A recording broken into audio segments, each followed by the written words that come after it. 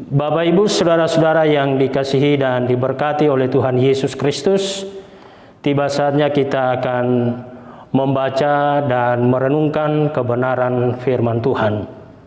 Sebelumnya mari kita memohon pertolongan Tuhan, kita berdoa. Ya Allah, Bapa di sorga, dalam persekutuan dalam ibadah saat ini, tiba saatnya kami akan membaca serta merenungkan kebenaran firman-Mu. Kuasai hati dan pikiran kami, terangilah dengan kuasa Roh Kudus Tuhan. Berfirmanlah ya Allah, kami telah siap mendengarkannya. Di dalam nama Tuhan Yesus Kristus, kami berdoa. Amin. Bapak, Ibu, saudara-saudara yang dikasihi dan diberkati oleh Tuhan Yesus, firman Tuhan yang akan melayani kita dalam ibadah saat ini terambil dalam kitab Filipi pasal 1 ayat 21 sampai ayatnya yang ke-30. Filipi pasal 1 ayat 21 sampai ayatnya yang ke-30. Demikian firman Tuhan. Karena bagiku hidup adalah Kristus dan mati adalah keuntungan. Tetapi jika aku harus hidup di dunia ini, itu berarti bagiku bekerja memberi buah. Jadi mana yang harus kupilih? Aku tidak tahu. Aku didesak dari dua pihak. Aku ingin pergi dan diam bersama-sama dengan Kristus. Itu memang jauh lebih baik. Tetapi lebih perlu untuk tinggal di dunia ini karena kamu. Dan dalam keyakinan ini, taulah aku akan tinggal dan akan bersama-sama lagi dengan kamu sekalian, supaya kamu makin maju dan bersukacita dalam iman. Sehingga kemegahanmu dalam Kristus Yesus makin bertambah. Karena apabila aku kembali kepada kamu, hanya hendaklah hidupmu berpadanan dengan Injil Kristus, supaya apabila aku datang aku melihat, dan apabila aku tidak datang aku mendengar, bahwa kamu teguh berdiri dalam satu roh dan sehati sejiwa berjuang untuk iman yang timbul dari berita Injil, dengan tiada digentarkan sedikit pun oleh lawanmu. Bagi mereka semuanya itu adalah tanda kebinasaan, tetapi bagi kamu tanda keselamatan, dan itu datangnya dari Allah. Sebab kepada kamu dikaruniakan bukan saja untuk percaya kepada Kristus, melainkan juga untuk menderita untuk Dia. Dalam pergumulan yang sama seperti yang dahulu kamu lihat pada aku, dan yang sekarang kamu dengar tentang aku. Demikian firman Tuhan. Yesus berkata, yang berbahagia ialah mereka yang mendengarkan firman Allah dan yang memeliharanya. Haleluya.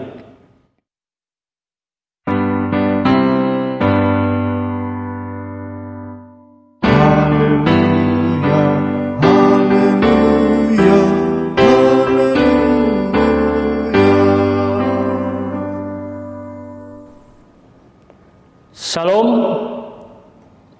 Bapak, Ibu, saudara-saudara yang dikasihi dan diberkati oleh Tuhan Yesus Kristus.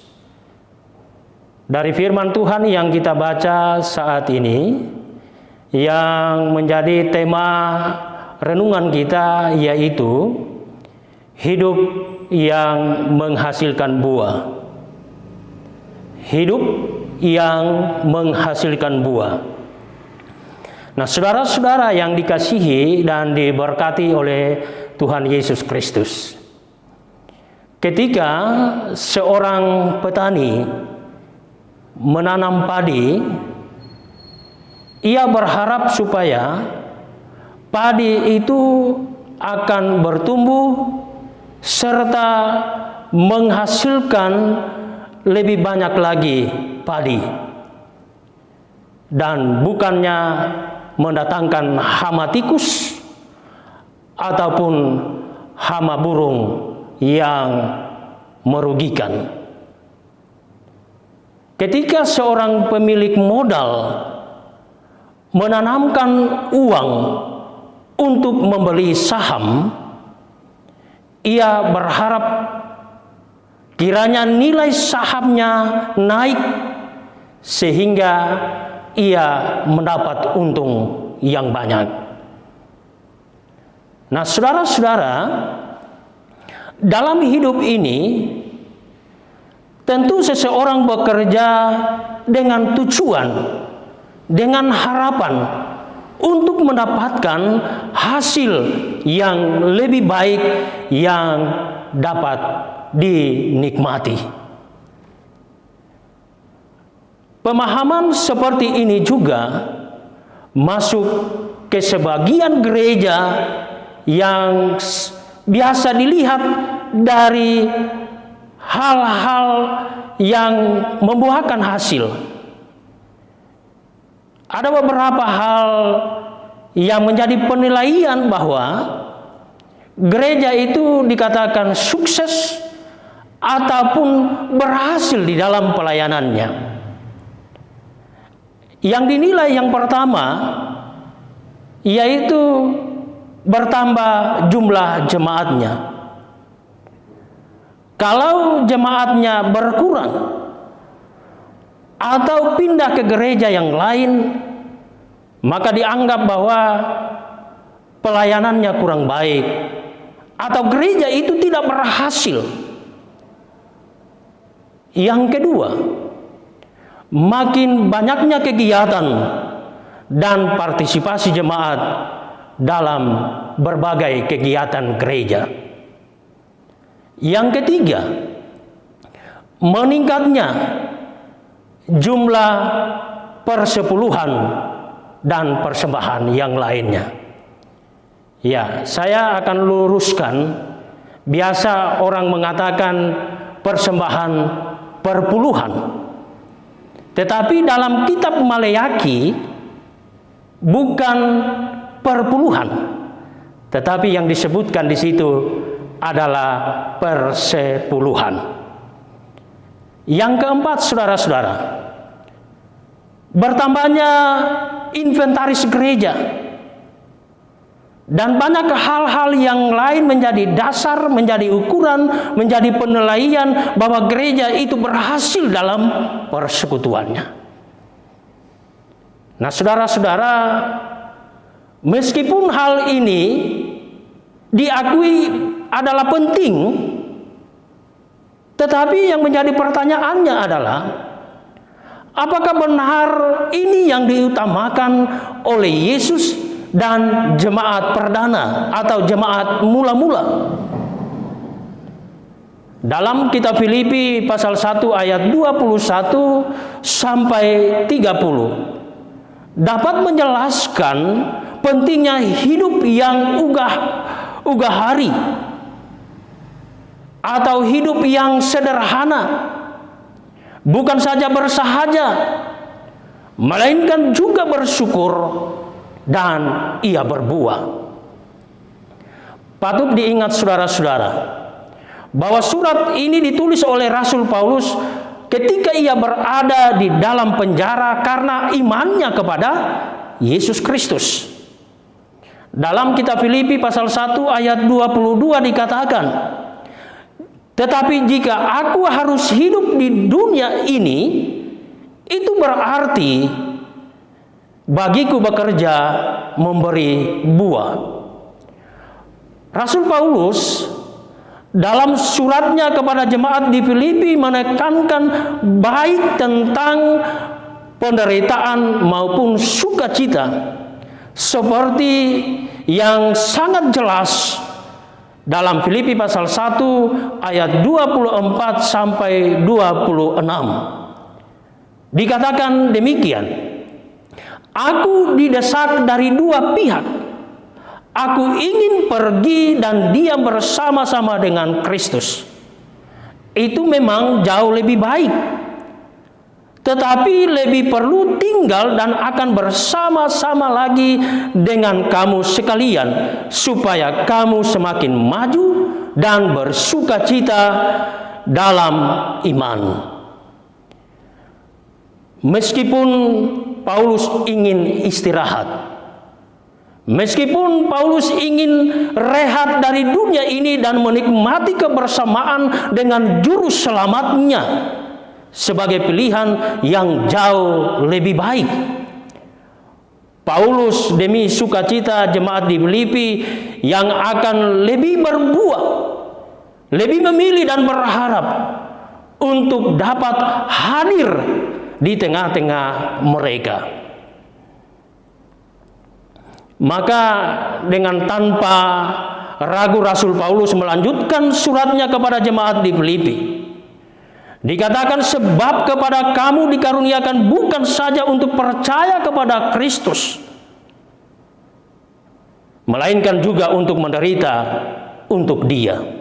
Filipi pasal 1 ayat 29. Jelaslah bahwa penambahan jiwa bagi gereja itu sangat penting, tetapi bukan dengan menghalalkan berbagai cara. Bahwa dari latar belakang diketahui juga jemaat di Filipi mengutus Epafroditus untuk mendampingi Paulus, meski secara ekonomi mereka adalah jemaat yang miskin. Maka pelayanan juga adalah bentuk pendampingan, penguatan, advokasi bagi sesama, bahkan bagi orang yang sudah percaya sekalipun ia adalah seorang tokoh agama. Pelayanan juga adalah bagian dari pengorbanan. Paulus berkorban demi jemaat di Filipi, dan jemaat di Filipi juga berkorban bagi Paulus. Maka dalam teologi salib Kristus yang sejati, kita menemukan baik anugerah untuk menderita ataupun anugerah untuk bersukacita, bahkan menjadi mulia bersama Kristus. Ketiganya tidak dapat terpisahkan satu dengan yang lainnya. Adalah kecenderungan umum untuk tampil, menonjolkan diri agar lebih dikenal, supaya dianggap lebih hebat, untuk lebih dihargai, ataupun untuk ditakuti. Namun saudara-saudara, bahwa kasih dari Kristus tidak harus membuat seseorang terkenal atau hebat atau ditakuti lebih dahulu untuk dikasihi. Karenanya hidup yang berbuah bagi orang Kristen sering ditafsirkan sebagai kesuksesan dalam usaha, keaktifan dalam kegiatan gereja, kesetiaan memberi persepuluhan dan persembahan-persembahan yang lain dan lain sebagainya. Meskipun hal-hal tersebut tidak salah dan penting, baik adanya, tetapi bukan ini yang menjadi prioritas. Bukan ini yang menjadi utama. Dalam Injil Kristus, kita justru menemukan sukacita dan penyangkalan diri, saling berkorban dan saling menguatkan demi kepentingan bersama. Maka keuntungan atau buah yang diharapkan dari orang-orang Kristen adalah buah yang paralel dengan yang pernah ditulis oleh Paulus dalam Galatia pasal 5 ayat 22 dan 23. Ada 9 hal yang perlu kita perhatikan, yang perlu kita simpan, dan kita perlu lakukan dalam kehidupan kita pribadi maupun dalam kebersamaan kita sebagai persekutuan orang yang percaya kepada Tuhan Yesus. Ke-9 hal itu yang dicatat dalam Galatia pasal 5 ayat 22 sampai 23. Yang pertama adalah kasih. Yang kedua adalah sukacita. Yang ketiga adalah damai sejahtera. Yang keempat adalah kesabaran. Yang kelima adalah kemurahan. Yang keenam adalah kebaikan. Yang ketujuh adalah kesetiaan. Yang kedelapan adalah kelemah lembutan. Dan yang kesembilan yaitu penguasaan diri. Nah, saudara-saudara yang dikasihi Tuhan, apalah artinya jemaat bertambah banyak? Apalah artinya inventaris begitu banyak dan banyak hal-hal yang dapat dilihat oleh mata kita sendiri. Tetapi di dalam persekutuan ini terjadi perselisihan yang berkepanjangan, tidak mampu untuk menguasai diri, tidak dilakukan dengan penuh kasih, tidak ada kesabaran, tidak ada damai sejahtera, tidak ada kemurahan, kebaikan dan sebagainya, saudara. Maka tidak akan menjadi hal yang akan membawa buah dalam kehidupan kita. Nah, saudara-saudara yang dikasihi dan diberkati oleh Tuhan, semua apa yang disebutkan tadi tidak tampil dalam kemegahan, tetapi dapat dirasakan dalam kehidupan sehari-hari, terutama bagi orang-orang yang berada di sekitar orang-orang yang percaya kepada Kristus. Bapak, Ibu, saudara-saudara yang dikasihi dan diberkati oleh Tuhan Yesus, kehidupan yang menghasilkan buah adalah kehidupan orang percaya, baik sebagai pribadi maupun sebagai persekutuan, yakni tubuh Kristus yang harus berdampak di dalam bagi warga jemaatnya. Juga buahnya dapat dinikmati, dapat dirasakan oleh semua orang tanpa kita melihat latar belakang agama, melihat latar belakang suku, ras, golongan, orientasi gender, dan perbedaan-perbedaan yang lainnya. Ketika ke-9 hal yang dicatat dalam kitab Galatia pasal 5 ayat 22 sampai 23 ada di dalam hati kita, lalu kita lakukan dalam kehidupan dalam persekutuan gereja Tuhan, maka kita akan menghasilkan buah yang banyak yang dapat dilihat, diterima, dirasakan, dinikmati oleh sesama kita dimanapun saudara dan saya berada. Terpujilah Tuhan kita Yesus Kristus. Amin.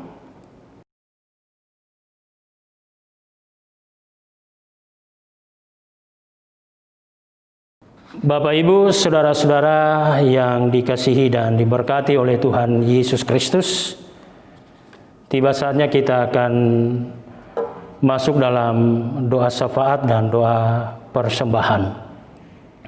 Dalam doa syafaat ini kita mendoakan pelayan Tuhan di Gereja POK Jemaat Kanaan. Kita doakan masa depan anak-anak kita yang sakit, janda, duda, yatim piatu, fakir miskin, bangsa dan negara yang berulang tahun, yang akan berulang tahun di minggu ke depan sesuai tanggal kelahiran mereka. Dan kita doakan pekerjaan warga gereja POK Jemaat Kanaan dan doa syafaat yang lain yang tidak disebutkan saat ini. Mari Bapak Ibu kita satu dalam doa, kita berdoa. Bapa yang di sorga, terima kasih buat anugerah-Mu di sepanjang hidup dan kehidupan kami yang boleh kami rasakan dari hari ke hari hingga sampai pada hari Minggu saat ini. Sampai pada saat ini Tuhan memberikan kami kesempatan untuk menikmati kehidupan serta menganugerahkan pada kami kekuatan, kemampuan, kesehatan, sehingga kami boleh beribadah seraya bersyukur atas segala anugerah Tuhan dalam hidup kami. Terima kasih ya Bapa, Tuhan memperkenankan kami untuk mendengar firman-Mu. Kiranya firman-Mu yang telah kami dengar akan tertanam di setiap hati kami, dan firman-Mu ini dapat menjadi kekuatan serta petunjuk dalam menjalani kehidupan ini. Tuhan selalu memberkati kami supaya kami tetap selalu rindu untuk mendengarkan firman-Mu, sehingga kami sebagai warga gereja yang benar-benar menjadi warga gereja yang misioner, warga gereja yang berakar, bertumbuh dan berbuah. Kami juga doakan seluruh pelayan Tuhan di Gereja Pok Jemaat Kanaan, penatua, diaken, pianis, kantoria, operator LCD, pengasuh sekolah minggu, pengasuh remaja, pengurus OIG, pengurus yayasan, BPPJ, koster, panitia pembangunan, PHBG yang mengatur parkiran kendaraan. Kiranya Tuhan pelihara mereka dan memberi apa yang menjadi kebutuhan mereka, dan anugerahkan kekuatan sehingga mereka tetap setia dalam pelayanan dan semakin mencintai pelayanan yang Tuhan percayakan kepada mereka. Kami berdoa bagi seluruh jemaat di mana mereka berada, terutama bagi kami yang pada saat ini kami mengucap syukur sudah diberikan kesehatan dan diberikan kesempatan untuk beribadah, memuji dan memuliakan nama-Mu. Bagi jemaat yang belum sempat beribadah saat ini, apapun yang menjadi penyebab dan pergumulan mereka, kiranya Tuhan menolong dan memampukan mereka untuk dapat beribadah di minggu yang akan datang. Berkati keluarga dan pekerjaan jemaat-Mu. Ya Bapa di sorga, kami doakan anak-anak kami, anak sekolah minggu, remaja, pemuda, mereka yang masih bersekolah, yang kuliah, bekerja, ataupun masih berjuang mencari pekerjaan. Tuhan sertai, memberkati, melindungi dalam pergaulan mereka, dalam pendidikan, atau apapun yang mereka lakukan yang sesuai dengan kehendak Tuhan. Biarlah kuasa Roh Kudus-Mu menguasai mereka, sehingga mereka menjadi anak-anak yang dengar-dengaran, setia, serta rendah hati.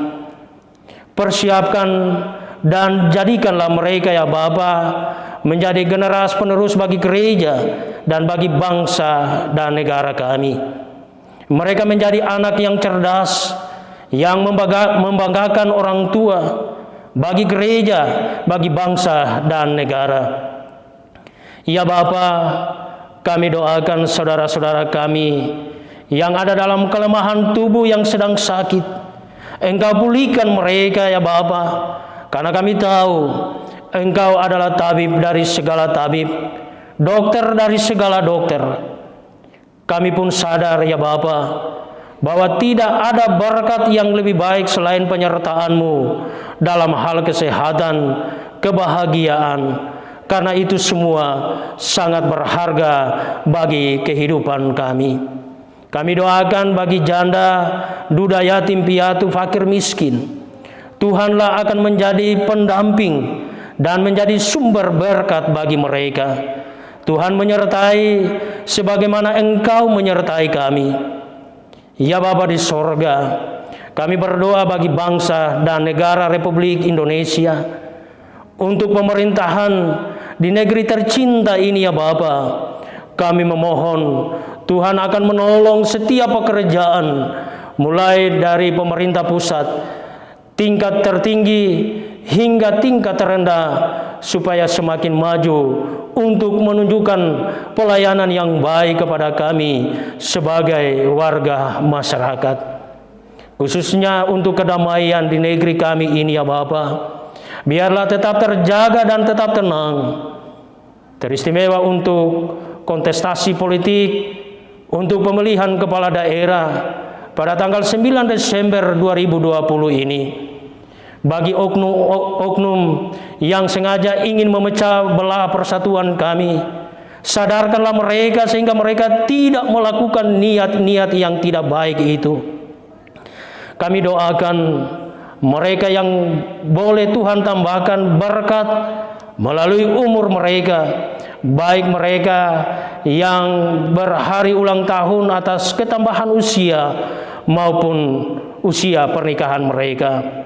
Tuhan menyempurnakan sukacita mereka dan menerima persembahan syukur yang dipersembahkan kepada Tuhan pada saat ini.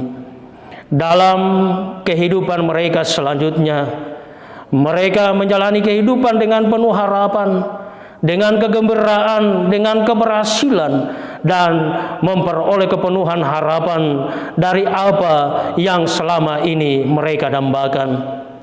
Bagi mereka yang menantikan untuk ketambahan usia di minggu ke depan sesuai tanggal kelahiran mereka, kiranya penantian dan harapan akan terwujud dan mereka boleh bersyukur kepada Tuhan. Ya Bapa di sorga, usaha dan kerja kami seminggu ke depan, kami memohon penyertaan dan berkat Tuhan. Tuhan memberkati persembahan bulanan, persembahan diakonia, dan untuk pembangunan gereja yang diberi oleh pribadi maupun keluarga saat ini, dan memberkati persembahan syukur yang telah kami beri dalam ibadah saat ini.